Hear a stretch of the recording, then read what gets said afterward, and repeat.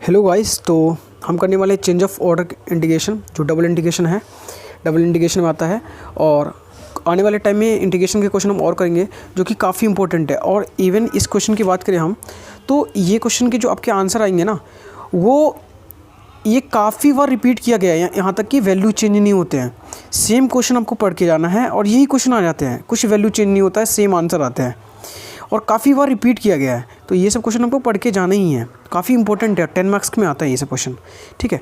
तो change of order की बात करें हम, तो change the order of integration, इसका इंटीग्रेशन का ऑर्डर चेंज कर देना है। और जो आई इक्वल टू दे रखा है ये, और x y d y d x और हेंस एवल्यूएट, इसे एवल्यूएट करना है।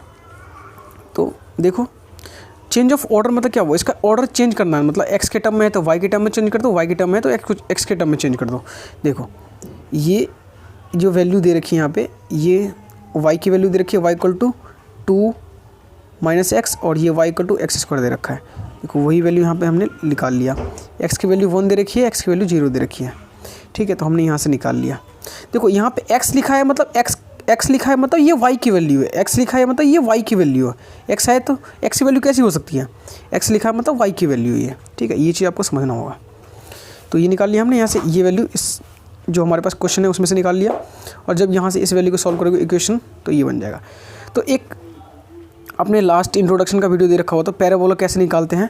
तो y equal to x square बन रहा है, मतलब एक्स स्क्वायर मतलब एक्स वाली लाइन पे आपको पैराबोला बनाना है। एक्स वाली लाइन जो है ये है, तो इस पर हमने पैराबोला बना दिया, ये y वाला लाइन है।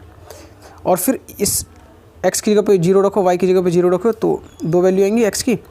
x के 0 रखोगे आप तो y की वैल्यू 2, और जब 0 रखोगे y की वैल्यू तो x की वैल्यू 2 आ जाएगी। तो ये लाइन इस तरह से कुछ बनेगा, तो कि अपने देख रखा है, ये फिगर में हमने बना रखा है, ठीक है।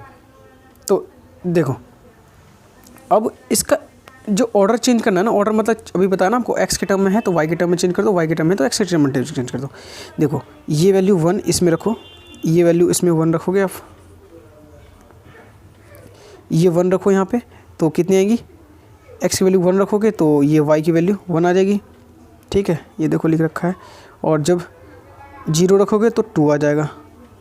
और ऐसे ही इसमें रखोगे वैल्यू 1 रखोगे तो y की वैल्यू 1 आ जाएगी, 0 रखोगे तो 0 आ जाएगा। तो ये सब चेंज करके जब आप बनाओगे, ठीक है, जब इसे सॉल्व करोगे, तो देखो ये तो लाइन है ही, पहले ये इसके टर्म में ऐसे था, अब ये हम इस टर्म में निकाल रहे हैं, मतलब ऑर्डर चेंज हो गया ना। पहले इस टाइप का ग्राफ था, अब हम इस टाइप से ग्राफ बन के ऐसे रहा है। देखो अब इसे देखो सही से, ये ग्राफ कैसे बना। हमने देखा यहाँ से, ये इस वाले पार्ट पे देखो ब्रेक हो रहा है ना, यहाँ से लेके यहाँ तक देखे तो अलग अलग है। इसमें तो सेम ही था, इसके टर्म में जाएंगे तो एक ही बार में हो जाएगा। इस यहाँ पे ब्रेक हो रहे हैं 2 पॉइंट पे, एक इस वाले ये वाला पॉइंट पे ब्रेक हो रहा है, ये वाला पॉइंट पे ब्रेक हो रहा है। तो ये पॉइंट आ कितना रहा है, ये पॉइंट आ कितना रहा है 1, ये 1 आया, 1 अभी सॉल्व करके आया था ना, 1 वैल्यू रखने पे 1 आया था। तो यहाँ पे देखो जब हमने यहाँ पे 0 रखा था, और जो वैल्यू हमारे पास 1 थी, तो 1 रखा था हमने तो 1 आई थी y की वैल्यू। फिर दूसरा वैल्यू हमने 1 रखा था, x की वैल्यू 1 रखा था इसमें, तो दोनों की वैल्यू आई थी ना, x और y की दोनों की वैल्यू 1 आई थी। या अब इसे कैलकुलेट भी, एलिमिनेट करके भी निकाल सकते हो, दो इक्वेशन को आप एलिमिनेट करके भी निकाल सकते हो। तो 2 पॉइंट आपको यहाँ पे पता चलेंगे। तो 1 पे कट कर रहा है, मतलब यहाँ पे ये निकल के आता है। देखो जो y की वैल्यू ये इस लाइन पे y की वैल्यू 0 होगी, x की वैल्यू 0 होगी, बट ये वाला जो पॉइंट ब्रेक हो रहा है, यहाँ से 0 से लेके 1 तक जाएगा y की वैल्यू, और फिर 1 से लेके 2 तक जाएगा। ये चीज़ सही समझो आप। देखो जब हम y की वैल्यू इसमें देखेंगे तो 0 से लेके 1 तक जाएगा, फिर 1 से लेके 2 तक जाएगा। तो देखो y की वैल्यू 0 से लेके 1 तक, और 1 से लेके फिर 2 तक। अब सिमिलर जब y का आपने देखा तो x के लिए भी देखना पड़ेगा। तो x के लिए ये तो पहले तो 0 ही होगा, 0 से लेके फिर x वाला, ये वाला जो पैराबोला दे रखा था, देखो यहाँ से हमने निकाला ना, तो ये वैल्यू निकली ना, ये वैल्यू अंडर रूट में। तो वही चीज़ देखो, एक्स की वैल्यू 0, और फिर यहाँ से निकाला हम तो ये वैल्यू, ये तो देख ही लिया आपने ये वाला।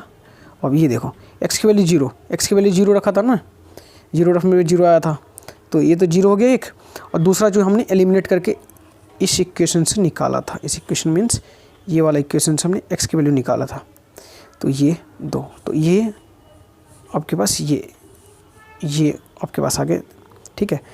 तो हमने क्या किया, हमने यहाँ पे देखा जो ब्रेक हो रहे हैं, ब्रेक मीन्स देखो आपके पास दो बन रहे हैं, दो फॉर्म बन रहे हैं। इस वाले जब एक्स वाले पे था तो ये डायरेक्ट जा रहा था यहाँ से यहाँ तक डायरेक्ट वैल्यू जा रहे थे, ठीक है। ये ऊपर तक वैल्यू जा रहा था एक्स वाले टर्म में, पर वाई वाले टर्म में हमने देखा तो वाई वाले टर्म जो ब्रेक हो रहा है, जब इसका ऑर्डर चेंज हुआ, ठीक है, जब इसके ऑर्डर आपने चेंज किया तो 1 से लेके 0 से लेके 1 और 1 से लेके 2, फिर x की वैल्यू ऐसे ही 0 पे, और फिर हमने यहाँ से एलिमिनेट करके जो वैल्यू निकाला था, फिर जो यहाँ से वैल्यू है 0 से, और फिर जो दूसरा वैल्यू हमने इक्वेशन करके निकाला था।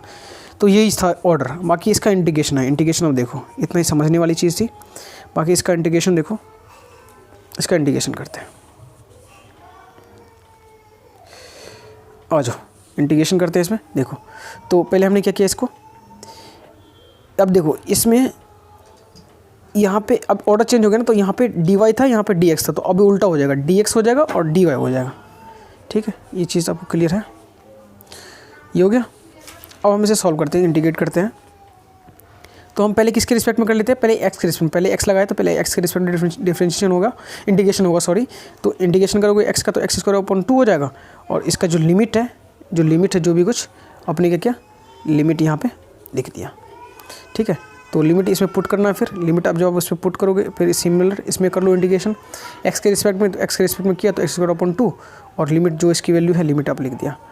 फिर ये वैल्यू पुट करो इसमें, रूट में है तो ये सिर्फ क्या आ जाएगा, y आ जाएगा, और बाकी 0, और ये यहाँ पे तो y है ही, यहाँ पे एक y भी होगा, ये वाला y, ठीक है। तो ये y लिख लेना इंटू y, ठीक है। तो ये y² हो जाएगा यहाँ पे, और ये तो y चल ही रहा है, और इसमें जब ये वैल्यू पुट करेंगे इसका स्क्वायर हो जाएगा -0,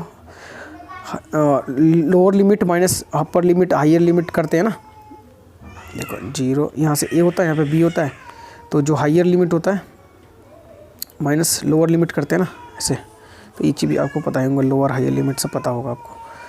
तो यही चीज़ कर दिया, वैल्यू पुट कर दिया, ठीक है। अब क्या करना है, y के रिस्पेक्ट में करना है, तो y के रिस्पेक्ट में करेंगे इसका इंटीग्रेशन। तो अब देखो इसे अभी सेम लिखा है, इसे कैलकुलेट करके लिख लिया है, ये आ गया। अब इसे दोनों का इंटीग्रेशन कर लेते हैं। जब दोनों का इंटीग्रेशन हम करेंगे यहाँ पे, तो इसका क्या हो जाएगा, y का क्यूब हो जाएगा ऊपर में 3, फिर वैल्यू पुट करना है सिंपल। इसका इंटीग्रेशन करेंगे तो y²/2, y का क्यूब/3, y की पावर 4/4, फिर ये वैल्यू जो है हमारे पास जो लिमिट है वो वैल्यू पुट करनी है। इसमें वैल्यू पुट करो, फिर इसमें वैल्यू पुट करो, हाइयर लिमिट करते हैं, फिर लोअर लिमिट करते हैं, वैल्यू पुट कर दिया। फिर जो आप कैलकुलेट करोगे, ये ध्यान रखना ये जो 2 है इस सब के मल्टीप्लाई में है, ठीक है। तो जब इसे सॉल्व करोगे एलसीएम लेके, देखो पूरा आराम से किया है, इसे आराम से नोटबुक में आप लिख सकते हो, ठीक है। पूरा कैलकुलेट किया अच्छे से, तो आप आराम से नोटबुक में लिख सकते हो। बाकी आप टेलीग्राम में टेलीग्राम चैनल पे जुड़े हो तो ठीक है, और नहीं जुड़े हो तो कोड स्पीड सर्च करना टेलीग्राम पे, और वहाँ पे आपको कोड स्पीड के नाम से मिल जाएंगे। वहाँ पे काफ़ी सारे PDF PPT भेज रखा ऑलरेडी, और ये सब वहाँ पे मिल जाएंगे आपको। ओके, तो ये हो गया। और बाकी और ऐसे आगे सॉल्व करोगे, देखो कितने बढ़िया तरीके से सॉल्व किया है, ताकि आपको कोई कैलकुलेशन में प्रॉब्लम ना आए। एलसीएम लेके सॉल्व करके देखोगे, ठीक है। तो फाइनली जो एलसीएम लेके आप सॉल्व करोगे आंसर, तो ये आ जाएगा, ठीक है। बाकी अब देख लेना, अब इसी में क्या प्लस माइनस सबको समझाऊँ, बाकी इसे आराम से नोटबुक में लिख सकते हो अपने। तो ये काफ़ी इंपॉर्टेंट क्वेश्चन है, और आपके जो पेपर में आएंगे ही, यूनिवर्सिटी पेपर में, तो ये जरूर पढ़ के जाना। इसका आंसर आता है 3/8 आता है, ठीक है। एक और भी काफ़ी सारे क्वेश्चन है, अभी इंडिकेशन में कौन पढ़ोगे, वो काफ़ी सारे क्वेश्चन ऐसे हैं जो रिपीट, आपके वही क्वेश्चन रिपीट होते हैं, तो आने वाले टाइम में करेंगे। तो अभी के लिए इतना ही, टेक केयर, बाय बाय।